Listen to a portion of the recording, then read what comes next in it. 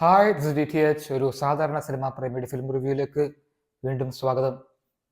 പടക്കളം, മനു സുരാജിൻ്റെ സംവിധാനം, വിജയ് ബാബുവിൻ്റെ പ്രൊഡക്ഷൻ. സുരാജ്, ഷറഫുദ്ദീൻ, പൂജ Mohanraj, SAFF boy, Sandeep Pradeep എന്നിവർ അഭിനയിക്കുന്നു. സന്ദീപ് പ്രദീപ് എന്നെ ഞെട്ടിച്ചു. സന്ദീപ് പ്രദീപിന് ഇത്രയും പെർഫോം ചെയ്യാൻ പറ്റും ഞാൻ വിചാരിച്ചിരുന്നില്ല. പല പടങ്ങൾ കണ്ടിട്ടുണ്ടെങ്കിലും പുള്ളി ഈ സിനിമയിൽ, പ്രത്യേകിച്ച് സെക്കൻഡ് ഹാഫിൽ, പുള്ളിയുടെ പെർഫോമൻസ് ഒരു ലെവൽ അപ്പ് ചെയ്തു. അത് കാണാൻ രസമായിരുന്നു, ഉഗ്രനായിരുന്നു, സർപ്രൈസിംഗ് ആയിരുന്നു, സർപ്രൈസ് പാക്കേജ്. ഇത് ഒരു ഫാൻറ്റസി പടമാണ്.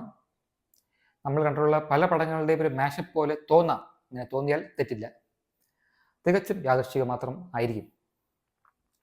നമുക്ക് ഓർമ്മ വരുന്ന മെയിനായിട്ടുള്ള പടം ജുമാൻജിയാണ്. Hollywood പടമായ Jumanji. അതിൻ്റെ ഒരു മല്ലു വേർഷൻ എന്ന് വിശേഷിപ്പിക്കാൻ വേണമെങ്കിൽ. ഒരുപാട് വ്യത്യാസങ്ങളൊക്കെ ഉണ്ട്, പക്ഷേ നമുക്ക് ഓർമ്മ വരും എന്ന് മാത്രം. അത്രേ ഉള്ളൂ. തികച്ചും യാദൃശ്ചികം ആയിരിക്കും. അങ്ങനെ ഈ പടം ഒരു ഫാൻറ്റസി കോമഡി ജോണറിൽ പെടുന്ന ഒരു സിനിമയാണ്. സിനിമ തുടക്കം മുതൽ അവസാനം വരെ രസമാണ്, തമാശയാണ്, ഫണ്ണാണ്. നമ്മൾ ഉറക്കച്ചിരിക്കുന്ന പല സന്ദർഭങ്ങളും ഈ പടത്തിൽ ഉണ്ട്. അതുപോലെ ഷറഫുദ്ദീനും സുരാജും രസമാണ് കണ്ടുകൊണ്ടിരിക്കാൻ. അവരവരുടെ പെർഫോമൻസസ് അവരവർ നല്ലപോലെ ചെയ്തിട്ടുണ്ട്. പക്ഷേ ഞാൻ നേരത്തെ പറഞ്ഞ പോലെ ഈ പടത്തിൻ്റെ സർപ്രൈസ് പാക്കേജ് സന്ദീപ് പ്രദീപാണ്. സ്പോയിലേഴ്സ് പറയാതെ പറയുകയാണെങ്കിൽ ഈ പടത്തിൽ ഒരു വലിയ ട്വിസ്റ്റ് വരുന്നുണ്ട്.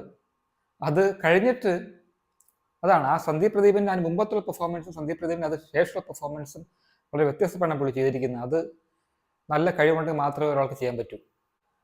അപ്പോൾ ഈ ട്വിസ്റ്റ് വന്നതിന് ശേഷം ഈ പടം വളരെ കൺഫ്യൂസിംഗ് ആയിട്ട് എനിക്ക് തോന്നി. കാരണം ഇത് ആസ്വദിക്കാൻ പറ്റുന്നില്ല. കാരണം ആസ്വദിക്കുമ്പോൾ നമ്മൾ ചിന്തിക്കേണ്ടി വരുന്നു, ചിന്തിക്കുമ്പോൾ നമ്മൾ ആസ്വദിക്കാൻ പറ്റുന്നില്ല. ഒന്നെങ്കിൽ നമ്മൾ ചിന്തിക്കണം, അല്ലെങ്കിൽ നമ്മൾ ആസ്വദിക്കണം. രണ്ടും കൂടി ഒരുമിച്ച് ചെയ്യാൻ ഒരു സാധാരണ സിനിമാ പ്രേമി എന്ന നിലയിൽ എനിക്ക് പറ്റുന്നുണ്ടായിരുന്നില്ല. കാരണം ഇത് ആസ്വദിക്കണമെങ്കിൽ നമുക്ക് ഇത് ചിന്തിച്ചാൽ മാത്രമേ ആസ്വദിക്കാൻ പറ്റൂ. എന്നാൽ ഇത് ആസ്വദിക്കുന്ന സമയത്ത് വളരെ സ്പീഡിൽ കഥ പോകുന്നത് കൊണ്ട് അത് ചിന്തിക്കാനുള്ള സമയവും കിട്ടുന്നില്ല. 2 മണിക്കൂർ ഉള്ളൂ ഏകദേശം പടം. 2 മണിക്കൂർ 2 മിനിറ്റോ 5 മിനിറ്റോ അങ്ങനെ എന്തോ ഉള്ളു പടം. അപ്പോൾ വളരെ പെട്ടെന്ന് പോകുന്നൊരു പടവും കൂടെയാണ്.